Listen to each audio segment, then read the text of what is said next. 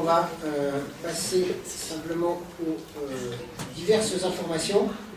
Alors, il y en a pas mal et il y a des choses bien et intéressantes. Alors, justement, je vais revenir dessus parce que ça faisait partie de votre question. Donc, ce matin, on avait l'inspection de la gendarmerie. Donc il s'est très bien passé, et pour lesquels les militaires, moi je leur ai apporté un soutien en votre nom et au nom de l'ensemble des habitants de Saint-Patus pour l'excellent travail qui est fait. Les chiffres de la délinquance qui sont en baisse ne sont pas anodins. Vous avez vu que depuis plusieurs années, hein, on les voit beaucoup. Ils tournent, ils sont présents, ils occupent le terrain. Et ça, c'est une méthode qui a été instaurée depuis un petit moment et qui est censée instaurer de l'insécurité pour les délinquants, en fait. Voilà. C'est qu'on a toujours dit que les bleus étaient toujours très prévisibles, toujours au même endroit, toujours à la même heure. Le but de la manœuvre, c'est de sortir de cette idée-là et qu'on ait des résultats de lutte contre la délinquance bien supérieurs parce que, justement, les petits délinquants qui étaient dans leurs petites habitudes, ils ne savent à quel moment les gendarmes vont leur tomber dessus.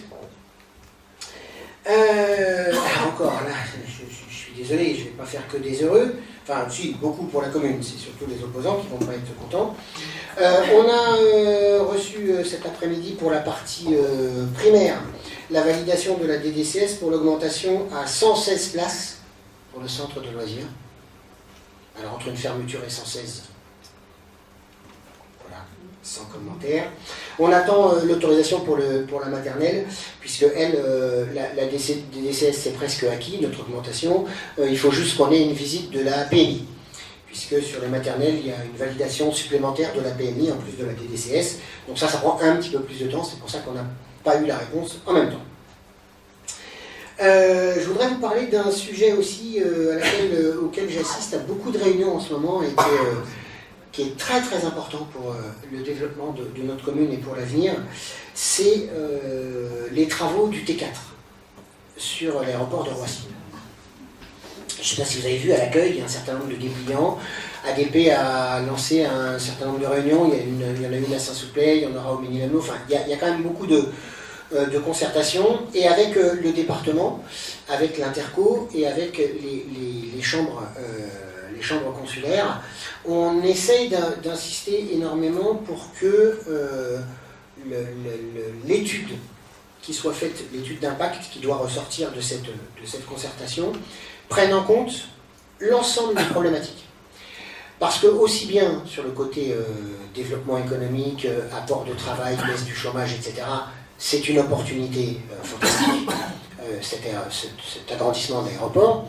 Pour autant, le volet nuisance, problème de maladie, etc., ne doit pas être occulté. Et il y a encore un autre domaine qui ne doit pas être occulté non plus, c'est celui de la pression foncière.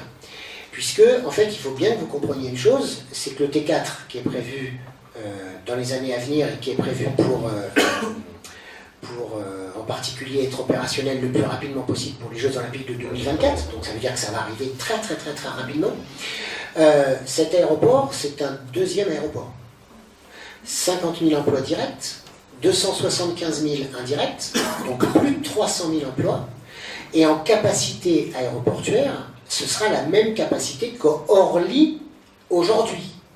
C'est-à-dire qu'on est en train de reconstruire un deuxième aéroport. Alors on ne fait pas de piste, donc il n'y a pas d'enquête publique, etc. C'est un petit peu comme ça que la chose a été un petit peu biaisée. Mais dans la consultation, sachez que vos élus, aussi bien ceux de la commune que les communes environnantes et que les intercommunalités, le département, la région, etc., sont excessivement vigilants, et on va à toutes les réunions et on fait entendre notre voix pour que vraiment ce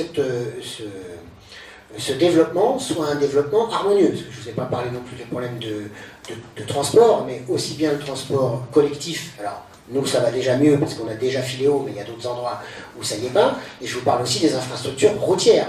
L'État ne doit pas nous abandonner. Il y a la capacité de la Nationale 2 qui est à la limite, la Nationale 3 qui est dans un état pas possible, la 330 qui commence à aller un peu mieux, mais qui, pareil, est une simple double voie, en face à face, et qui a un trafic à entre 13 et 15 000 véhicules jour, y compris les camions. Donc voilà, on est sur des sujets pour notre territoire qui sont excessivement importants et sur lesquels on se doit d'être présent et de défendre les intérêts de nos habitants. Voilà, c'est pour ça que je voulais vous en parler un petit peu. La fibre. Donc sur la fibre, on est dans le début des travaux. Je ne sais pas si vous avez vu à plusieurs reprises, vous avez des petites camionnettes avec des gars qui sont en train de passer les câbles dans les réseaux. Donc elle va continuer à se déployer. La mise en route, donc ça c'est une info donnée par l'intercommunalité, la mise en route est prévue dans 18 mois pour l'ensemble de notre commune. Donc il y a encore, là ils sont en train de finir le maillage de boiserie avec un certain nombre de lignes chez nous, et puis après on aura le reste dans l'enchaînement. Donc normalement mise en service dans 18 mois. Vous tenir au courant un petit peu aussi du RGPD. Donc vous savez ce que c'est, hein, c'est la nouvelle refonte informatique, la protection des données, etc. Donc on a, nous, ce qu'on a fait aujourd'hui, donc on a nommé le DPO. Ça c'est une obligation et tout le monde a fait ça et tout le monde s'est arrêté là. Vous verrez d'ailleurs dans les chiffres derrière qu'on est très avancé par rapport à beaucoup de collectivités. Nous, une fois qu'on a fait ça, on a formé l'ensemble de nos agents au RGPD en novembre 2018 et on a fait un audit de l'existant, de la totalité des services qui aujourd'hui est effectué. Dans la suite, maintenant qu'on a fait l'audit chez nous, on travaille avec nos partenaires, on leur a envoyé le courrier qui leur stipule que, comme sous-traitants de travaillant pour nous, ils doivent vérifier leur conformité au RGPD et nous transmettre leur conformité. Dans les prochaines étapes, il y aura la réalisation du registre de traitement des données personnelles et la refonte du site internet de la ville, et on procédera comme ça par étapes en l'absorbant petit à petit. Juste pour vous donner un chiffre, parce que c'est quand même assez parlant, à ce jour, 3% des collectivités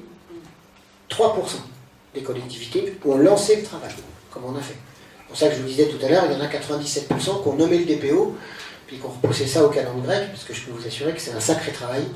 Je vais d'ailleurs en profiter pour saluer l'ensemble des services de la commune, particulièrement les services administratifs qui sont plus axés sur ce travail-là, mais il y a un gros travail de fait, et c'est en plus des autres missions, et je peux vous assurer que parfois c'est pas évident. L'avant-dernier point dont je voulais vous parler, c'est les dates de travaux du rond-point de Lune de Lire. Alors, ne vous fâchez pas. Les travaux sont prévus en juillet et août. Et heureusement, parce que la route des Pommes va être fermée sur la totalité du mois de juillet et sur la totalité du mois d'août. Donc pas de sortie par là-bas. Ok ? Et la 330 va être fermée au mois d'août. En juillet, il y aura des feux tricolores, puisqu'il y aura des jours où il n'y aura pas possibilité de passer dans les deux sens, où il y aura un sens alterné. Donc il y aura, en juillet, ils vont essayer de le garder au maximum, les feux tricolores. Et normalement, pendant un minimum de 3 semaines au mois d'août, il y aura la fermeture complète de la 330. Ça veut dire qu'il faudra, pour le trafic, ce qui arrivera du Plessis remontera par la N2 à Damartin pour récupérer la 401, et ce qui arrivera à Saint-Souplès sera dévié vers la 401 pour récupérer la N2 et retrouver le Plessis derrière. Voilà. Non, alors oui, ça pour ceux qui connaissent en voiture, voilà, vous pouvez passer comme ça, mais le trafic poids lourd, il va être dévié comme ça, parce que là, si on les fait passer dans les communes, on est mort. Voilà, donc, alors, c'est sûr que c'est quelques embêtements. Maintenant, c'est tellement d'attente et une telle volonté de pouvoir sécuriser ce carrefour-là, qu'on va être patient, on va se donner 3 mois, 2-3 mois de galère. Sur les chantiers, je suis toujours excessivement prudent. Je ne vais pas dire pessimiste, je vais dire prudent. Parce qu'on sait qu'un chantier, ça a tendance toujours un petit peu à glisser. Voilà. Alors là, de toute façon, c'est la TIRIF qui pilote les travaux. Donc généralement, il n'y a pas trop de retard.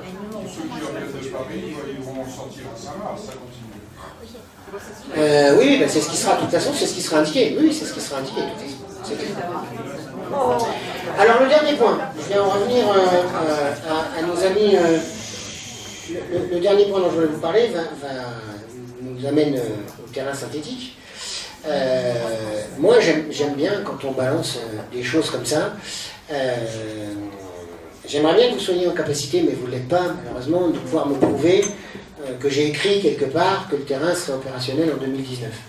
Je ne l'ai jamais écrit, je ne l'ai jamais dit, et on a toujours dit depuis le départ qu'effectivement la question se posait. Alors c'était dans notre programme, ça faisait partie des aménagements du complexe, donc c'est quelque chose effectivement qu'on va réaliser, mais depuis le début, nous on dialogue avec le bureau du foot et avec entre autres le délégué à la commune, monsieur Donatien Van der Brugge, le coach. Et puis d'ailleurs avec le président aussi, hein, avec comment il s'appelle, Patrick. On a toujours dit que la réalisation de ce terrain devait se faire avec un max de subventions. Pourquoi il ne sera pas fait cet été? Oui, effectivement, il ne sera pas fait sur cet été. Alors, il sera fait de toute façon sur un été, de façon à éviter d'embêter un maximum le club. Ça, il faut le faire pendant la période de la trêve. Ça paraît d'une évidence simple. Donc, si on ne peut pas faire cet été-là, ce sera forcément l'été d'après. Pourquoi l'été d'après? Parce qu'on a récupéré et travaillé avec eux sur des demandes de subventions et qu'on n'a pas les réponses aujourd'hui, qu'on ne les aura probablement pas dans le délai nous permettant de lancer des marchés et de pouvoir faire pour l'été. Si on les avait eu, on l'aurait fait, hein, c'est pas un souci. Mais on ne les aura pas. D'autant plus qu'il y a un dossier qu'on a retravaillé avec eux, qui est le FAFA, parce qu'il y a des crédits supplémentaires qui ont été débloqués grâce à la victoire en Coupe du Monde l'été dernier, et surtout au fait qu'on a, ça va être la Coupe du Monde féminine, voilà, cette année. Donc il y a un certain nombre de dispositifs et de crédits alloués supplémentaires qu'on va bien évidemment essayer d'utiliser pour récupérer. Alors ça a pris aussi un petit peu de retard parce qu'on a attendu pendant très longtemps la réponse de la commune de Ouassery, puisque ça aussi, ça me permet d'enfoncer des portes ouvertes, c'est assez rigolo. Quand on fait des propositions, elles ne sont pas dénuées de sens. Quand on dit par exemple, ce serait bien qu'on se mette autour de la table pour voir s'il y a des choses, certaines choses qu'on peut faire ensemble. C'est toujours ce que nous on a proposé, on n'a jamais parlé d'absorber le plus petit ou de le faire disparaître. Mais en l'occurrence, dans le club de foot, il y a pratiquement un gros tiers des effectifs qui sont des austériciens. Et qu'il est absolument hors de question que ces gens-là profitent d'un terrain synthétique s'ils ne participent pas non plus au financement. Donc comme on n'a pas eu de réponse de la mairie de Ouassery, ou qu'au bout d'un moment on en a une nous disant qu'ils ne participeraient pas, on est en train d'essayer de travailler à voir comment on peut faire, parce que les impôts des Pathusiens ne sont pas non plus là pour payer des équipements pour des gens qui, eux, ne veulent pas faire d'investissement. C'est une première chose. Mais je vais conclure là-dessus en disant qu'on avance, tout doucement, mais on avance. Puisque cette semaine, j'ai écrit, il y a une quinzaine de jours, j'ai écrit au maire de Ouassery, toujours en lui disant, tu sais, il y a un dispositif qui existe au collège, qui est pendant l'heure de midi, et qui est pendant des interventions, pendant les cours, avec les professeurs et avec la CPE, et qu'on a en convention. C'est des conventions qu'on vous a fait signer depuis 3 ans ici au conseil municipal, sur des temps de jeu pendant l'heure de midi, et puis derrière sur des interventions sur l'estime de soi, les relations filles-garçons, etc. Tout ça marche très bien, on nous a demandé de dédoubler, sauf que c'est du personnel derrière, qui vient de la mairie de Saint-Pathus, payé par Saint-Pathus, avec des équipements de la commune de Saint-Pathus. Et voilà. Donc, ce qui est assez intéressant, c'est que, moi j'ai dit, il n'y a pas de souci, on le fait, on le met à disposition. On n'a jamais, à l'entrée des classes, on n'a jamais dit, tiens, ce serait bien qu'il n'y ait que les Pathusiens qui y soient, ou que les austériciens. On n'a jamais fait cette séparation-là. Et donc, j'ai demandé à notre ami maire de Ouassery, Jean-Louis Chauvet, si c'était possible de participer. Et j'ai pas eu de nom. Donc on est en train de regarder quelle clé de répartition, puisqu'après on ne sait pas, c'est ouvert à l'ensemble des enfants, donc on ne sait pas. Je vais probablement lui proposer la clé de répartition, parce que j'ai discuté avec son adjoint en finance hier au syndicat du collège, où j'étais présent d'ailleurs, parce qu'apparemment il circule que je ne suis pas présent dans les syndicats. Des choses que je peux prouver, c'est pas grave, encore une fausse information qui est diffusée. J'en discutais avec lui et il me disait oui, le plus simple c'est de faire la même clé de répartition que pour la gestion du gymnase, où on paye en fonction du nombre d'élèves chaque année. Donc cette année, il y a 546 enfants au collège, il y en a 154, je crois, d'Ouasserie et le reste de chez nous. Donc voilà, c'est de faire par rapport au coût de la prestation, c'est de faire un prorata et puis que chacun participe. C'est dans ce sens-là que je vois le rapprochement et les choses que l'on peut faire ensemble, et ça c'est un sujet parmi tant d'autres. Voilà. Voilà les informations que je voulais porter à votre connaissance pour ce soir, et ça en fait déjà pas mal avec beaucoup de bonnes nouvelles quand même. Voilà, donc le conseil municipal est terminé. Je vais, comme il est de tradition, comme la tradition que j'ai instaurée,